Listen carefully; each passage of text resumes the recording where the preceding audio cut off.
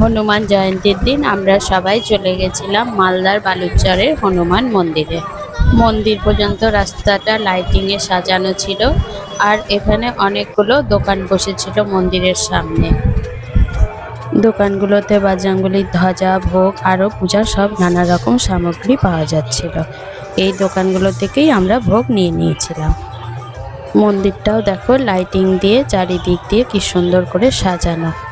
প্রচণ্ড ভিড় হয়েছিল, তোমরা দেখলেই বুঝতে পারবে। আমরা দেখো একে একে আস্তে আস্তে মন্দিরের দিকে এগিয়ে যাচ্ছিলাম।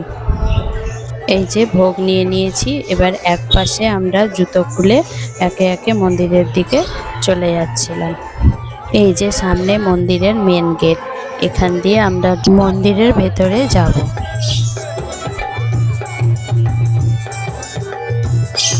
দেখো কত ভিড়, ঠেলাঠেলি চলছে।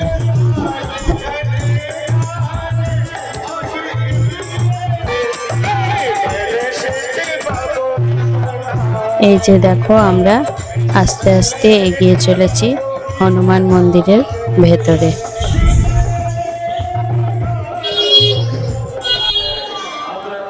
এই যে বজরংবলীর সামনে কি সুন্দর সাজিয়েছে। এখানে আমরা মন্দিরে ঢোকার জন্য লাইনে দাঁড়িয়ে আছি। এবার এই যে একে একে আমরা মন্দিরের ভেতরে ঢুকে গেছি। মন্দিরে এত ভিড়, 1 মিনিটও দাঁড়াতে দিচ্ছে না।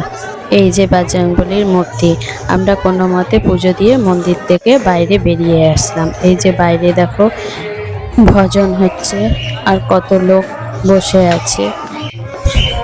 আমরা এবার রাম মন্দিরের দিকে এগিয়ে গেলাম, যেখানে রাম, সীতা, লক্ষ্মণ, হনুমান আছে, আর সাইডে আছে মহাদেব। এখানে বাবার পুজো করে আমরা এক সাইডে বসে হনুমান চালিসা পাঠ করে বসেছিলাম। দেখো এখানে কত ভিড় হয়েছে। আর তারপর এখানে বসেই আমরা কয়েকটা ছবি তুলে নিলাম। আমি, আমার মেয়ে, ভাস্তি, বৌদি। এই যে ভাস্তি আর আমার মেয়ে, আর আমি আর আমার মেয়ে।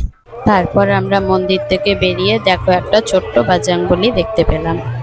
এই যে তোমরাও দেখো সবাই।